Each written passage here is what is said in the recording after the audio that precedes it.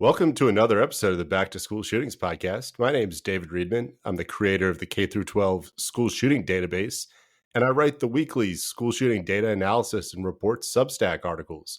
You can subscribe to that for free. I think the best thing about this show is the way that now, more than 30 episodes in, almost every guest has a different perspective because people sit in so many different roles and places and different connections to education and to K through 12 education. So the guest this week just finished his dissertation, and that's something that I aspire to do someday. So I'm very inspired by this conversation.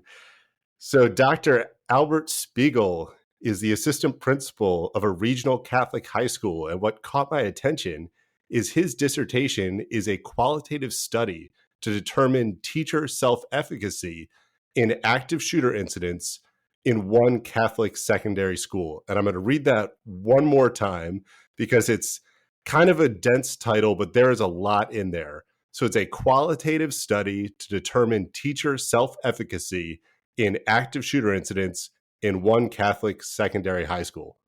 So, Dr. Spiegel, welcome to the show and look forward to talking about this. David, thanks very much. Thanks for having me. I heard your I've listened to the show a couple of times. I had originally reached out to you when I was doing my research, maybe about a year and a half ago, when I saw the shooting database, and I was just amazed at how much data you collected.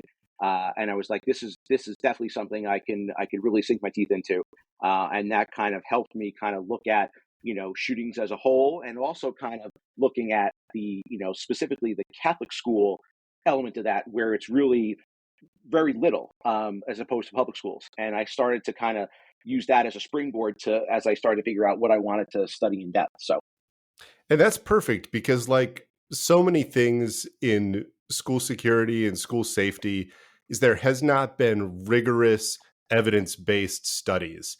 And we're right now in this space where there's starting to be a growing body of evidence. And for anybody who's not familiar with a dissertation, it takes sometimes a couple of years to write. You get information from hundreds of sources, and then you go through a really rigorous process with your chair and with your defense process to show that your research is valid and that your findings are valid. And as more things like this get published, we are going to have a stronger base of evidence for schools to root their policies and procedures in. But before we get into this research, Dr. Siegel, how did you first get into education, and where in the country are you? I'm in New Jersey. I took the most backwards way to get where I am. I think I always knew I wanted to be a teacher. And then when I was a senior in high school, I took, and I'm going to date myself, I took programming in Pascal. And I was like, wow, computer science is really cool. So I went to school and did my undergraduate in information systems. Still kind of wanted to have my hands in the education arena. So I did my first master's degree in educational technology. And then I went to work for another Catholic school from where I am now, and I was a director of technology for 4 years. And then I wanted to teach full time. So I came to the school that I'm at now. I call Northern Catholic Regional High School. It's the pseudonym that I used in my dissertation. So I came here to teach, and I taught full time for 2 years, and then started doing IT work, which was what I wanted to get out of. And I started doing that in a variety of positions. And then probably at least 10 or 12 years ago, I went back to school again for my second master's in school administration and my principal certification and all that. And then transitioned roles here almost 6 years ago into, at the time, I was a director of technology, and then that morphed into assistant principal for technology. And then I added discipline along with that. And then I went back to school in July of 21. Started working on my doctorate at Rowan University in New Jersey. It was a completely online program. I've only been to campus twice in almost 4 years now, and just that's how I ended up here. And it's certainly my career, but I never, if I thought as I was, in college studying information systems, that I was actually going to end up, here, it was kind of crazy. So Nationwide, there are about 130,000 K through 12 schools.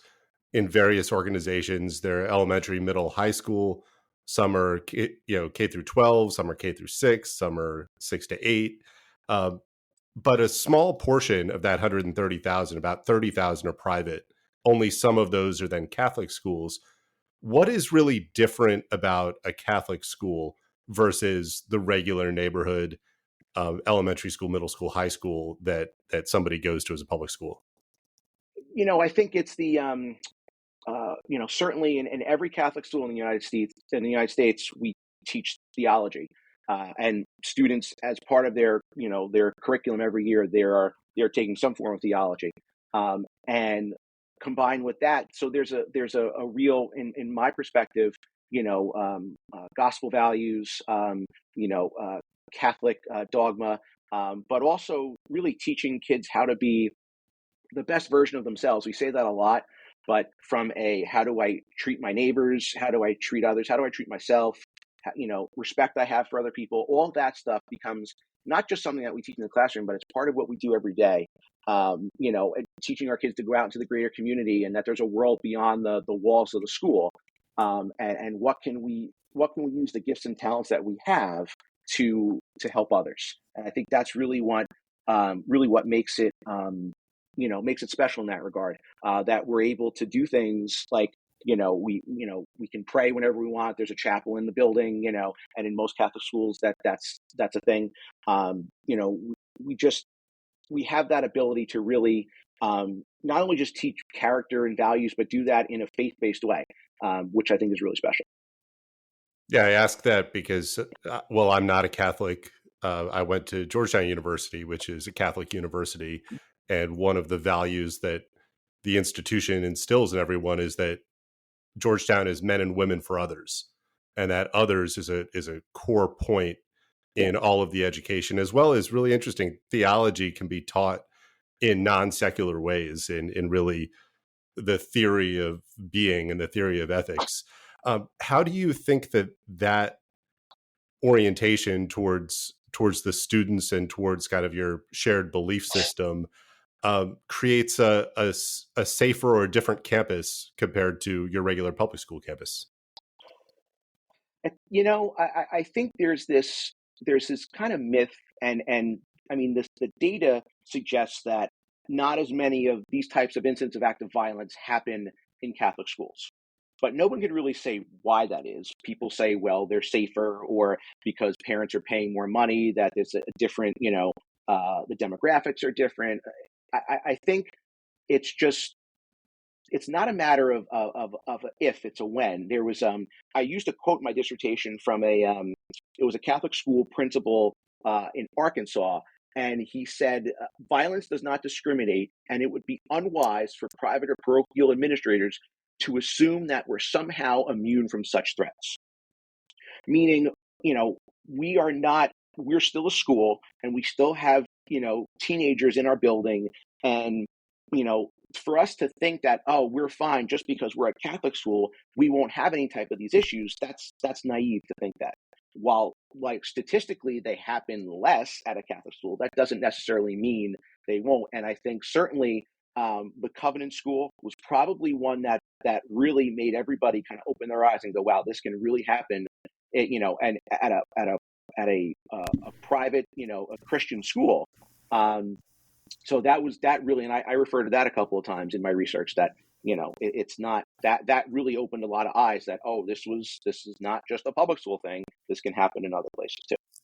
And of course, the tricky part with the dissertation is as soon as you start writing, more things happen. And just in December of last year, there were shootings at both the Abundant Life School in Madison, Wisconsin, Mhm. and then also at an Adventist school in the Central Coast, California.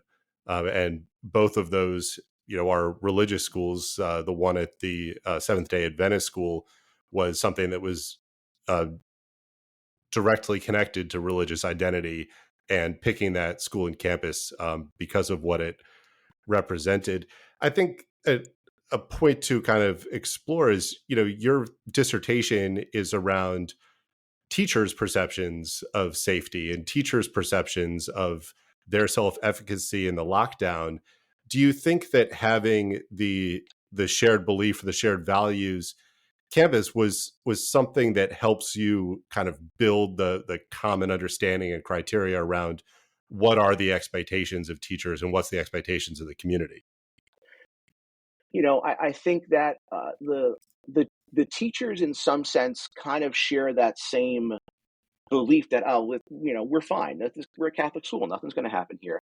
And it's interesting. As I was writing, I think I was getting. This was in, I guess, January of this year. It was last month. We actually, for the first time that I've been here, went into an actual lockdown. We had someone try to get into the building, and at the time, we didn't know who the person was. It turns out that it was not a threat by any means, but we didn't know that at the time. So we went into a full blown lockdown. We were in lockdown for 45 minutes, um, and a lot of our teachers were like, "Oh, this is what it's like." They had never experienced that. They experienced drills, but they've never been. When you hear, "Hey, you need to go into lockdown," this is not a drill. Like this is the real thing. And I think the way the administration, the way we handled it in cooperation with the local police department was perfect. We did the right thing, and if I had the same information in front of me now, 6 weeks later, I would have done the same thing. Put the school in lockdown. Let's work through the problem, and let's find out, what we're dealing with. And once we determine that it was safe, okay. But that it's almost an abstract thing for a teacher to really think about, well, what would I do in the real thing? I go through the drills and I sweep the hallway and I lock the door and all that. But what would I really do if it really happened? Because in a sense, one of the things that I found in my research, teachers said I'm isolated. I lock myself down in the classroom and that's it. I'm in charge of those kids, but I might be in there for a while. And that really, I think, opened a lot of eyes that, hey, this could happen, and it just so happens because it happened where I was, it was just a matter of fact. A person thought we were a church and thought that they saw a big cross on the side of the building. I could get help here. And but we didn't know that at the time. We see somebody who's trying a bunch of the doors, and, well, all right, this is not something that normally happens. So I think a lot of our teachers really took stock of that and thought about, well, what would I do if, in a real emergency? And that's prompted a lot more discussion, in terms of, the topic overall. Now, for you personally, when that lockdown happened, you must have either had just submitted your final draft of your dissertation about lockdowns, or you were very close to the end. Unfortunately, since I've been in this space for the last 7 years and writing and recording podcasts, I've been recording a podcast with somebody and then checked my phone afterwards, and a shooting happened as we were, Mhm. having the discussion about what you do during this. I remember I had written an August summary of, the last school year and looking forward, and I was about to hit publish on it the day that the Appalachia High School shooting happened, and I was about to say how we were a trend going in the right direction based on averted incidents and the lower number of incidents that had happened. So you almost feel internally like you're jinxing something by like talking about an incident, then all of a sudden it's happening during that conversation. What was going through your mind as somebody who's a dissertation kind of dominates your thinking for months or even years? So personally, like, what was going in your mind when you heard the lockdown alarm or got the message that a lockdown's happening? Uh, I hate to say the first thing was "I told you so," but the first thing that I did was, as an administrator, and not to sound like Superman, but I went towards where the problem was, because that's what we do. That's what I'm trained to do. I've been an EMT for 20 something years. I'm trained to go where the problem is. Um, and the first thing we did was, we hear that there's someone trying to get in. All right, so let's go find that person and see what the story is. Um, but I think when our town police department was here, I mean, immediately, and the first thing they said was put the building in lockdown. And we didn't disagree. There wasn't a discussion. Let's put it down. And one of my colleagues said to me, that was the right move because it allowed a select few of you to work the problem. And that's what she said to me. And it made a lot of sense, because with everybody in lockdown, we didn't have to think about kids in the hallway or people asking questions. It was everybody just, go to your spots. and it allowed us to kind of work through. My office ended up being the quasi command post. We went through the cameras and we were looking to see, okay, this actor, try to get in? Where did he go subsequently? And we were trying to figure all that out, but we didn't have to think about, everybody, coming in asking questions and this and that. It kind of, it helped in that regard, and it helped that everybody kind of did what they were trained to do. There wasn't a lot of, well, is this a real thing? Is it no? Because we had actually had a shelter in place drill that morning, so they knew, okay, we're not doing this. This is a different drill in the same day. No, because we even said this is the real thing.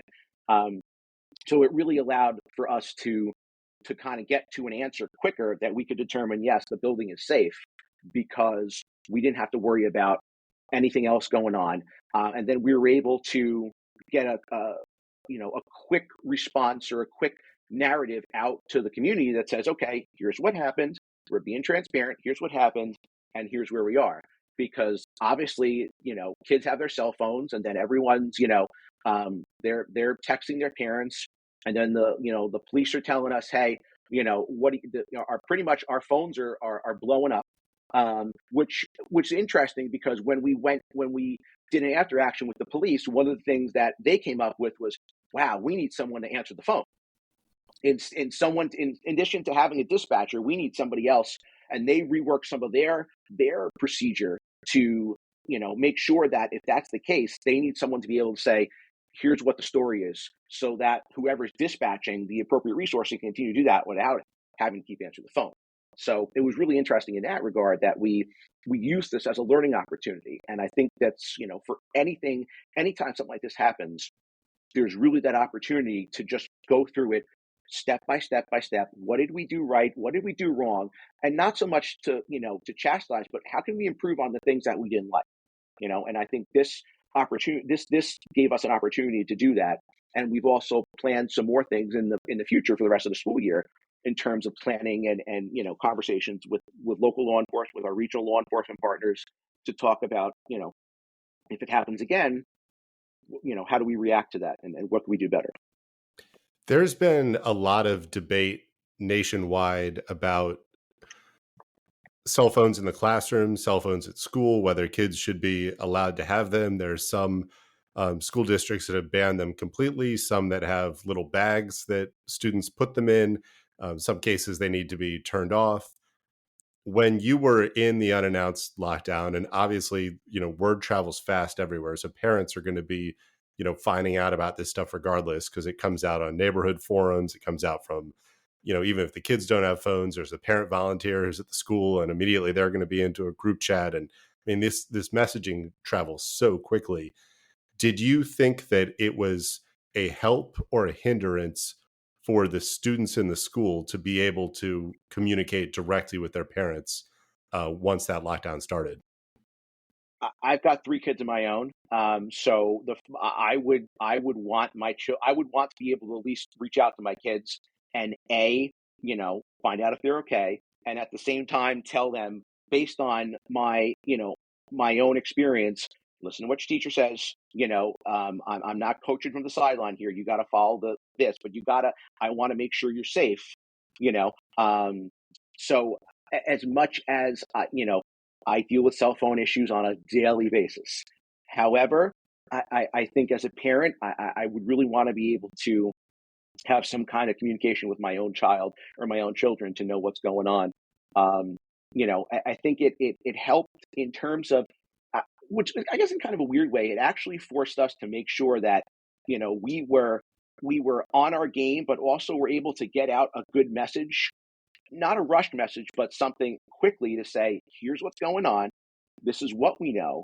And as we know more, we're going to let you know, as opposed to that silence, because everyone just assumes when there's no announcement from the school or anything. So at least we were able to, we knew that, okay, the parents know now, we have to tell them, we can't not wait. And it really was interesting because it helped, it pushed us a little bit.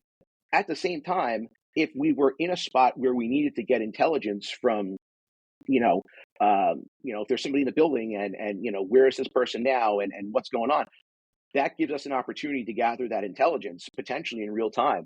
And sometimes that's the best way to to put pieces together. If there's you're in a certain part of the building, or I heard noise in the hallway, whatever the case is. I think they do more good in that situation than harm. I completely agree. I mean, as an adult, we would not go anywhere. Like you won't walk your dogs without the cell phone because there might be an emergency. Well, you're out there. I think it's also, it doesn't go into a lot of school planning, but there are lots of times where you may need to evacuate the building, and it may not be an orderly evacuation. Many planned attacks at schools include plans for chemical releases or bombs or Molotov cocktails or other improvised explosives. And if there's a situation where all of the kids need to really rapidly evacuate from the area, they're not going to have time to retrieve, their phones from the bags in the teacher's desk. And if your kids have then scattered out into the neighborhood, which has happened quite a few times at high school football games, there are about 40 shootings at high school football games each year, and they usually clear the entire stadium, and kids are all over the neighborhood. If they don't have a cell phone, their parents, A, don't know if they're okay, and then B, don't know where they are to ultimately get them. Uh, a question to kind of follow up on that messaging to parents is, does the same message that you send to parents also go to the phones of all of the students and teachers in the school? Not well through their email, yes, but not through text. Um, but we do try and send. We send something to all the parents, and then we have a distribution list of all the kids have their own school email addresses, so we send to that. Um, it was interesting. You were where I was going to go with this.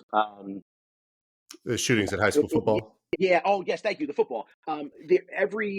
We our school is pretty well known, and there's at least one or two teams. There are times we play, we could have upwards of 5,000 people on this campus. And that can be, God forbid, something happened where we'd have to evacuate or something. It would be just nothing short of chaotic. Um, and that's why people they have to have their phones are just it's a part of who we are. And while as much as they can be a distraction in the classroom and all this other stuff, if when the rubber hits the road, it's I would, if my kids had to evacuate from school, I would want to be able to call them and say, hey, where are you? I want to come and get you. Especially if everybody just kind of scattered and ran away from the property. It's that's something to consider. On the flip side, when we have those 5,000 people on campus, the cellular service in this area is just dead. There's no, we saturate it so much that the infrastructure can't support it. So you've got people that just can't, you couldn't make a phone call if you wanted to. So, and the downside, we have to remember too, that even though we have the phone, it might not work the way we want it to, which could also, which reinforces that need for I to think on my own 2 feet and be able to follow my training and whatnot. Because we might not be able to, send or receive information. Yeah, I think that's a great perspective on this because, an incident can quickly become chaotic if you lose track of people, if you have panicked parents who don't know where their kids are and can't get in touch with their kids. And then there's no way to direct information to, maybe if the kids all ran because there was a bang, it was, a car that backfired and they were outside and now they've scattered into the neighborhood. If they don't have their phones, there's no way to tell them it's safe to come back to school. Mhm. I think this was a number of years ago. I was working for a federal agency that manages disasters nationwide. And there was an earthquake in Washington, D.C. And there had not been, an earthquake that you could feel in the city. I thought it was a car bomb because I saw my water bottle start shaking on the desk, and everybody ran out of the building. But a lot of people ran out of the building without their phones or their purses, their wallets, or their keys. And then because there were these old buildings weren't designed for earthquakes, facilities wouldn't let people back into the building. Well, now you have no way to communicate that you're okay or not. You can't go home because you don't have your car keys. You can't get a cab because you don't have your wallet. You know, what's a minor inconvenience can turn into a major logistical issue if you don't have a way to communicate with anyone else. And I think that any parent groups or school administrators who are thinking about what's the most important thing on campus kids to feel safe, and if there's a disruption, for parents to know that their kids are okay. And a cell phone is something that can alleviate all of those concerns almost immediately. It is, and I know one of the things that came up in my findings was the idea of communication and the ability of teachers to be able to communicate with each other, with the school administration, and then also with law enforcement. And never assuming that someone else has called the police in case of there's a we've had issues in the past where nothing of we've had the shelter in place for, believe it or not, there was a bear loose a couple of years ago, so we sheltered in place. But again, that assumption of, well, did this one call? I'd rather 20 people call and our local dispatcher say, yep, we got it, no problem, as opposed to everyone thinking somebody else called. And having that, I agree with you, having the phone, like I don't even leave my desk without it. Because I don't know what's going to happen if I walk 50 feet away, if I'm not going to be able to get back to my desk or something or other. So it is, while while we have, we try to keep the distractions of the phone to a minimum. At the same time, they are that tool that can provide a lot more than, what they can do to hinder. And I just think it's, like I said, as a parent, I'm definitely going to make sure that I can communicate with my own children. And that they know, what in an event of emergency, what they should be doing as well. Well, that really goes with the theme of self-efficacy. And so you wrote this dissertation on, teachers' perceptions of the lockdown drill and their kind of place and role and preparedness within the classroom. Where did that idea come from? I've always been interested in school safety. I think because of my training, my outside training, and I kind of thought from the get go this would be something that I wanted to look at. And as I started to look at it more, I'm like, wow. I called it at one point a literature gap, in terms of Catholics, the study of Catholic school safety. And then I changed the word gap to avoid. Like there's just nothing. Like I didn't intend to be the first person, at least from how I see it, to write about Catholic school teacher self-efficacy in an active shooter scenario. But I think I am. Like I haven't seen anything else about this. And it became, oh, okay, if I do this and I kind of get other people thinking, hey, this is just as important as looking at it in any other type of school. Maybe we can bring the idea of school safety in Catholic schools to more of the forefront, and really look at that. That Catholic schools right now are an underrepresented population, but how do we get them? How do we get more research to look at Catholic school teachers? Not everybody who works in a Catholic school has gone through a traditional education program, so not everybody is a certified teacher. There are people that are career changers. We've got people that are retirees. So there's a bunch of different teacher skills, and I think that is all the more reason why it's important. It's not like everybody in my building has gone through a traditional pre-service program as an undergraduate, did student teaching, and then gone out eventually into the teaching force. And the other, to piggyback on that, I teach part-time in a graduate program at a local college, and we don't cover anything about any of this in any classes. Maybe the one class I teach in school administration, I cover because I know it's important. But you're not going to find a lot of classes where you talk about, from an administrative standpoint or a teacher standpoint, active shooter, lockdown, shelter in place. Any of this kind of safety stuff. No one teaches you that, so you leave it up to what I learned from on the job training. And that's also was an interesting find that some teachers, especially in the Catholic schools, they're just going based on what they learned on the first day of school, from their first faculty meeting. They're not really involved, or they're not getting that in-depth kind of training, especially because they've also never, it might be their first spot, their first job in education. So there's that learning curve.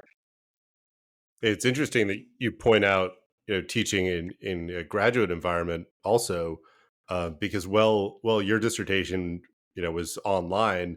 I went to most of my PhD courses in person, and it was something that really struck me is there was the shooting at Michigan State University a couple of years ago, which took place in a classroom building and then in the campus commons building in the evening. And just created absolute chaos on the campus for about 5 hours, because not only were there not really clear procedures and strong communication, but people don't practice different times. So even if that school had run an active shooter drill, at 9 in the morning when everybody is in place there, when something happens at 8:30 at night, who's going to send out the emergency alert? Where are you going to go when, instead of in classrooms, lots of students are in dorms, when you have lots of other things? And then, we were there at a state university campus where, there are, more than 100 buildings on the campus. It's one of the largest in the country. There are no locks on any of the doors because it's not practical, because everybody needs to go in and out of every building. And then I'm sitting the next morning in a lecture hall, which was, ridiculous for this giant classroom. There were only 4 of us in there because it's a PhD classroom, PhD class. But the room had 2 giant sets of double doors in the back. So we're all sitting with our backs to these 2 giant sets of double doors. And you realize that there's no procedure. And the teacher is the instructor that has never done any sort of drill or had any sort of training. So I think you're highlighting that there are a lot of things that the lay person assumes are well defined and well researched, and then people are well trained in all of these different environments, but actually that really doesn't exist at all on so many different levels. The phrase that I used in my findings was unstructured times. A lot of teachers said, "Hey, we are good if we have to lock down during third period, no problem." But the one we had last month actually happened during lunch, and that was, oh, we've never practiced that. During we class changes, lunch period, homeroom, before school, after school. No one thinks, we somehow perceive that an emergency of this type would happen when we want it to, and the idea of, wow, my self-efficacy may be like an 8 during the day, but if I have to do this during lunch, I'm at a 2. And the other finding with that was this idea of collective efficacy, meaning, hey, I know what I have to do, but I'm worried about my colleague who I know doesn't have an idea, and we're on lunch duty together. So that means I'm going to have to step it up even more because the people that I'm working with just don't have the same skill set that I do. And that was a concern for teachers too, that, if we're only as good as our weakest link. And, some people are concerned that others might not be able to, do as good of a job. But that idea of being able to think on your feet, resourcefulness was a big find, that it's just not going to happen the way we envision that it's going to happen, and we have to be prepared for that, and how do we prepare? We practice and we drill, New Jersey tells us we have to do 2 lockdown drills and 2 active shooter drills a year. They give us no context in terms of that. However, the law just changed in 2022 that said no fake blood, no fake this, no do that. And I understand that. But at the same time, some of the teachers had said, hey, you remember 20 years ago when we first started that we actually had that drill where the police came in and they actually were using blanks in the hallways and they threw smoke bombs and all that. There's some teachers that are like, I want more of that, because I want to really feel what it's like, so that when it happens, I'm not totally, my mind's not off the chart. And when I go back to looking at the Covenant School, they trained for that. They had someone come in and train them. Here's what real gunfire sounds like. Here's what a pistol sounds like. Here's what a long gun sounds like. So that when that happened, that shooting happened, everybody knew immediately what was going on. And unfortunately, the people that lost their lives were people that were in common areas, because that school was locked down tight, because they saw from a cultural standpoint, safety is important and we're going to make it important for everybody in this building. And they practiced it and they drilled on it and they made sure that they were ready, God forbid something happened. And I think that's the key is, if it's like anything, if safety isn't cultural, if everybody in the building doesn't take it seriously, you guys will leave the doors open, and it just takes one little piece. So everybody's got to believe that it's, oh, it's not just something on paper, but yeah, this is what we believe. Like if I see someone without a badge, hey, can I help you? Or if I see an open door, I close it. I don't ask for permission. I just do it because it's part of the culture. And I think that's what's underlying of everything. And that's the culture is, you need to understand what your needs are, who your stakeholders are, who are the people that are going to be responsible for something if an emergency happens, and then what do they want or need. And I think that something that's been lost in a lot of the high intensity training is it necessary for every person and every student in the school to be there for it, or is it something that you can do effectively with just your staff? And that's something that hasn't been defined well, because in lots of public places, lots of concert venues, I worked for an NFL team for a couple of years. Every single employee in the stadium knew exactly what the procedures were for a variety of different emergencies. Not a single fan knew what any of those were or had been involved in training or needed to be there for an exercise. But if all of your people and all of your support staff have a strong culture, they're all in the same place and they're all, playing from the same sheet of music, it doesn't matter if your occupants have never had any training. You just need staff to direct people somewhere in a crisis. Like we never have to practice getting out of an airplane, but the flight attendants have practiced how to get us out of an airplane. And unfortunately, we've seen recently, that practice and having your staff ready and prepared gets a bunch of random people out of harm's way very, very quickly. That's a great analogy because the kids know the basic idea of depending on the place, it could be run, hide, fight, it could just be hide. They get the basic idea, but the staff are going to be the ones that are going to corral them into a hard corner, or make sure that everybody's quiet and their phones are on vibrate or whatever the case is. But yeah, the staff are going to be the ones that are thinking for the kids, and also in that matter, thinking for everybody in the building. When this thing happened last week, we had a bunch of parents here they were doing something, they were part of an activity, and now we're like, okay, we've got 15 parents here who most of them, if you're my age, you didn't do this stuff when you were in school. We the doors were wide open. People just came in and went as they pleased. So there was this is a foreign concept to people. For me in my 40s, it's we didn't go to school like this. Yeah. So Well, but it's some not. parents have had an introduction to it. Just Yes. this past September, there were two different shootings at back to school night events. One of them was a domestic at the start of the back to school night, and another was a parent that had a concealed weapon that had an accidental discharge, and it created a lockdown. But that was parents there in the school. So I think that's one of the other key points you have is that everybody, pretty much everybody in the country, is ready for a shooting that occurs when students are in the classroom. You add a layer to that when you need to be ready for arrival, class change, lunch, and dismissal. Dismissal in the past couple of years has been the most common time for a shooting on campus. And overall, most shootings that occur are not planned attacks, they're fights that escalate into shootings. And what makes sense is if you have times when lots of people are mixing in common areas, all leaving at the same time, all in the parking lot, that's when you would have the conditions for a conflict.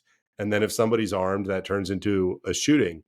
But what I think really gets overlooked is after school, after school events, community events, and sporting events, because those there's so much randomness and variation, and you only have a fraction of your resources available. That's a good point. We have taken in the last couple of years a much stronger approach at our sporting events, at things like graduation, um, and especially when we have things inside the building.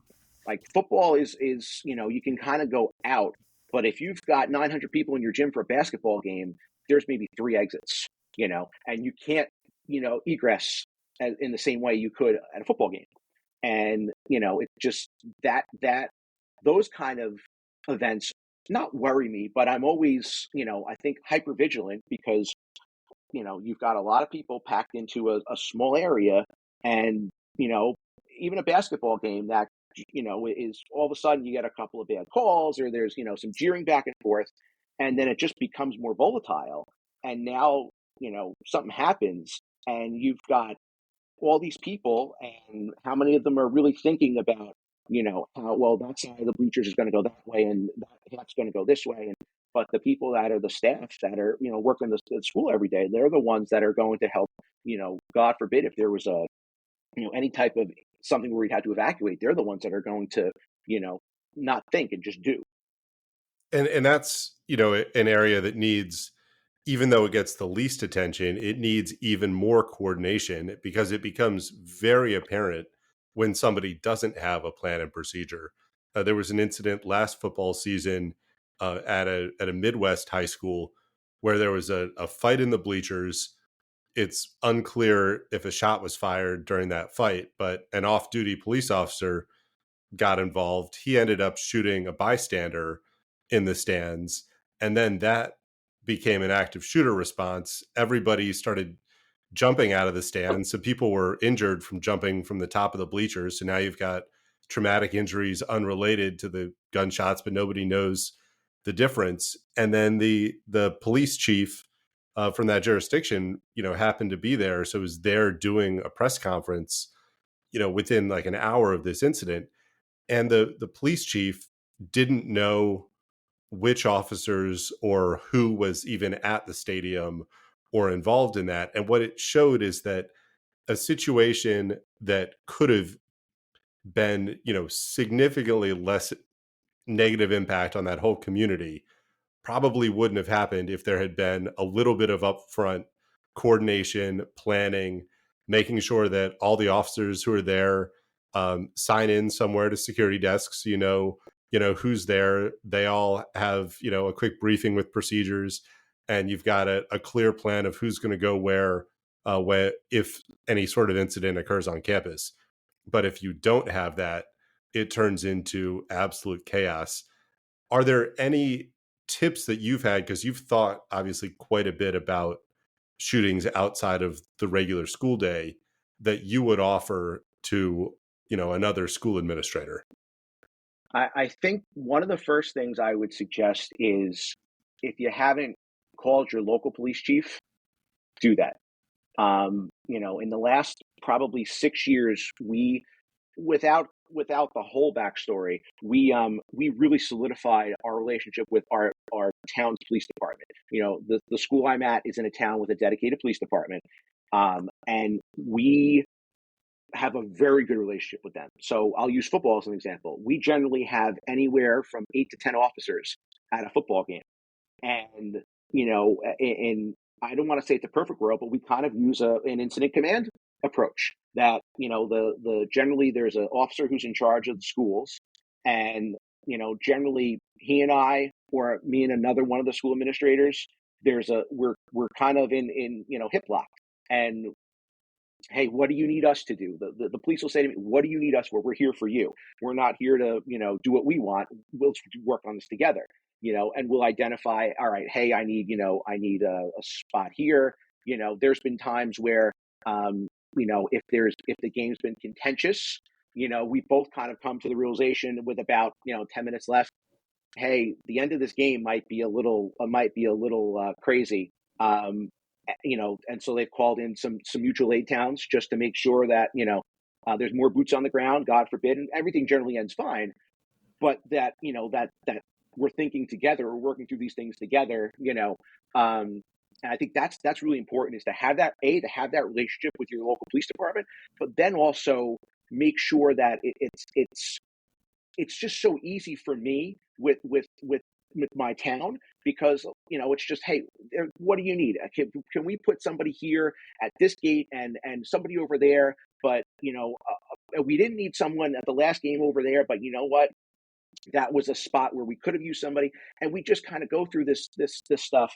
Now they use our building for active shooter training. They're here for walkthroughs. And I understand everybody's got their own thing about looking at the police, and the term from when I first started in education was a school resource officer. We don't have a dedicated SRO, but when the police come in our building, they are a resource. They're not here to, to write traffic tickets and any of that. They're here to be a resource of how can we help each other? And part of what we have that if there's really an emergency, they know the layout of the building, they know the people, they know what's got to get done, they know who they can talk to, and it just becomes a lot more seamless as opposed to, if I don't really have a relationship with my police force, then it's really it's them and it's us, and we're not in sync. We're not acting together because we don't talk about this all the time. One of the things that came up from our incident last month was we need to do a tabletop exercise for an active shooter, and let's bring together the police, the fire, EMS, OEM. Let's bring in one or two of the neighboring towns, and let's just have a tabletop and let's run the same exercise. What will we do? And that really, I think, if we didn't have that relationship, then it would have just been, okay, this happened and we all go about our separate ways. But definitely as an administrator, make that relationship. Don't wait for anybody to call you. And after you're done talking to the police chief, then you talk to your local fire chief and say, listen, if you haven't been in our building in a while, come in and let's do a drill with your members, and we'll walk through, we'll go through where all the hazards are and all the egress points are and everything. And make sure everybody knows, your building layout and all that. I just think that's really, really important. That's a good point you make. I mean, my background, I was in the fire service for 20 years, and every single call was an opportunity to be familiar with a type of house or a type of building. In most residential neighborhoods, you only have a couple different layouts of houses. They're all going to be relatively the same. So you get to know that, oh yeah, these are usually going to have a hallway that turns right. There's going to be a living room down here, and the bedroom's going to be in the back. Commercial buildings are big and complicated, so you want to spend as much time in them as you can. And what I've seen from looking at schools is, people need to understand that school campuses are not all the same. There are kind of 9 general big types of campuses, but within them, the way that schools have expanded and been renovated is you have a lot of chopped up buildings. And, you have buildings where maybe they used to be connected, but now you've built an addition on, or you built a second floor. And it can be a very complicated layout for somebody to be in for the first time. And so every opportunity to have first responders, especially the patrol officers, the frontline firefighters, who would be the first ones in to get to a victim, to get to a medical emergency, a student who's having an asthma attack, an allergic reaction, a heart attack. The difference between somebody knowing the best door to get in, knowing that your elevator is on the opposite end of the building. So if you park the ambulance here, you're going to have to go through the entire first floor to get to your elevator to get up to the second floor. Those are things that can save 2 or 3 minutes in an emergency. And that could be the difference between somebody having a good outcome or a really bad outcome. Speaking of outcomes, your dissertation then kind of has 6 key findings at the end that are your recommendations for the way to really improve teacher readiness for active shooter. Can you take just a couple minutes to go over those? Because I think that's the most important part of this dissertation. The show notes will have these as well as a link to the full dissertation available for anybody that wants to read it. I think, from a recommendation standpoint, one of the big things that, the first kind of big thing is realistic drilling. And that's to your greatest extent possible based on, what you're allowed to do. And if you're limited by, state law or anything. But I think that is to have them, during unstructured times. Do it during lunch. Do it, during a class change. And also do it where it's, you kind of, we kind of get used to, well, here's the drill schedule. Here's the drill schedule. Here's what it's going to be. A couple years ago, the New Jersey Department of Education, their Office of School Safety, did an unannounced lockdown drill in every school in the state. And I mean, it was kind of, you kind of heard about it, so you knew they were coming. But that was phenomenal. And what really helped was that day, by pure accident, the top 2 administrators in the school weren't here. So now it fell on other folks to step up and run the same process.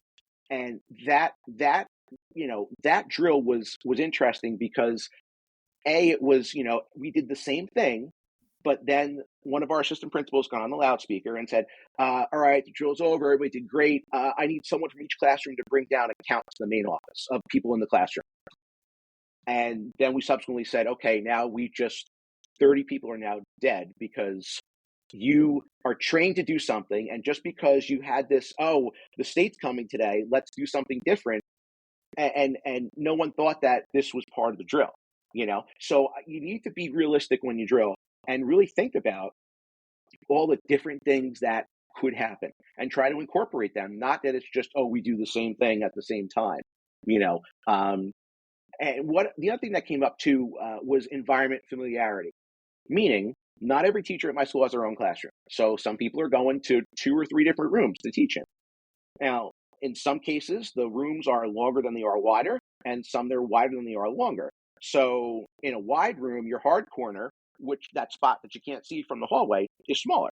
So how do I prep my class in there versus in a different room? Or if I'm subbing and I'm in a science lab, for example, I don't teach in a science lab because I teach English, but I'm a substitute teacher for one period. How do I familiarize myself with that? And I think that's part of that realistic training too, is to make sure if wherever I am in the building, I know what I need to do, how I need to, it's not just, close the door and turn off the lights and all that, but I might have to think differently based on where I am. If I'm teaching across from a class, from a bathroom, I want to make sure that there's nobody in the bathroom. But I normally don't teach across from the bathroom, but today I happen to be there because I'm subbing, So I think that realistic familiarity and really understanding the building is important. I think it's important to drill without the students and let teachers, walk through. All right, I want to, I used Bandura as my framework. People learn when they do something successfully. Then they feel, oh, I can do this because I did it right once already. Let people walk through their what they're supposed to do, and let them walk through with somebody, with a police officer, or with someone who is well versed in this type of training, and can go, hey, you know what, that's great. I like that, but maybe you want to do something this differently. That feedback. Everybody said to me, I want feedback. I don't care if it's good or bad. I want to know if I'm doing this right. And I think having, when the state came, they had the state police, the county sheriff, the local police, anybody you could think of. So everybody was given, hey, you know what, you should think about this, you should think about that. So I think that's really important. For a school administration standpoint, making sure you give your teachers feedback, even if it's, a brief, hey, that was great. I like, there are times where I'll go through after a drill, like, wow, I didn't even realize there were kids in this room. Like, you did phenomenal. So giving that feedback, or saying, listen, you did great. However, I could hear them down the hallway, or I could hear giggling, or I could see something, or whatever the case is. Making sure people get feedback. And that's really important, not just for the teachers and the people in your building, but also for the responders, because that's one of the recommendations out of the Department of Justice report on Uvalde, is that all of the responding police officers from all of these different agencies need to know what the school's procedures are and what that school environment is like, because based on the interviews with a lot of officers, they said that they didn't go into classrooms because they were dark and quiet and the doors were closed. So they thought the kids were out at recess, or they thought the kids were somewhere else. So if your responders are not familiar with your school's procedures, or familiar with, what the conditions are going to be like during a lockdown or during a real incident, then they may misperceive that. I think that falls into your recommendation around shadowing, that, less experienced teachers should be paired with more experienced teachers. But it sounds like there's also an opportunity where maybe some of your first responders should also be kind of shadowing, maybe not in uniform during those incidents or during those drills. Yeah, I don't know how this happened, but we, at some point, our local police department, as soon as they had a new hire, they bring them to all the schools. But I'm the person where I am, and we go on a tour. Here's this part of the building that we call some strange name that you would never think that's what it's called. The basement under the labs is the dungeon. That's what it's always been called. That's what's been called for 50 years. But that spot where there's two places to get at that, and I'll show them where that is. But if someone says the dungeon, that's what it means. And I think the old keys are even labeled as dungeon. That's just what it was. But we walk through and we make sure that law enforcement is really familiar with the nuances of the building, and I know there's a new hire who's still in training. It was probably his first week, and his FTO was bringing him around to every school. Let's go through the layout. All of my the police in the town have card access to the building in each one of their patrol cars. We used to use a lockbox, which was just wasn't the best move from an efficiency standpoint. So everybody's got a key and everybody's got a card. So let's make sure we know how those work and what you're getting into and all that.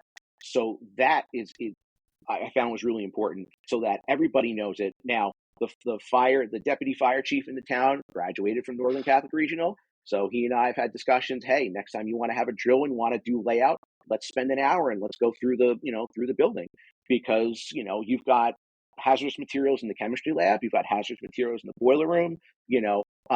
Where are there issues that where you're going to have potential problems with access and whatnot? How do you get on the roof? All that kind of stuff. And knowing the layout ahead of time makes it that much easier when you're coming in. You already know where you're going to go. If you've got an active shooter, when the first 4 arriving officers are coming in, they know, okay, here's where the classrooms are. Here's where I'm going to probably concentrate first.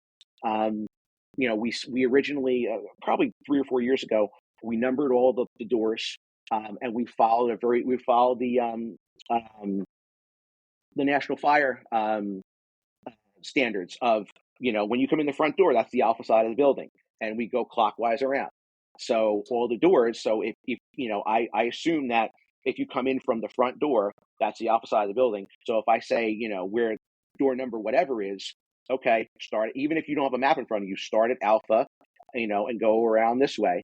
And that familiarity, that those couple seconds could mean the difference between a good outcome and a bad outcome. So yeah, I wrote an that's really article a important. couple of years ago about how every school should put just a satellite picture of their campus with a really simple grid of A, B, C, D, E on one way and 1, 2, 3, 4, 5 on the other, so that any arriving person there can just say, this person is in grid B2.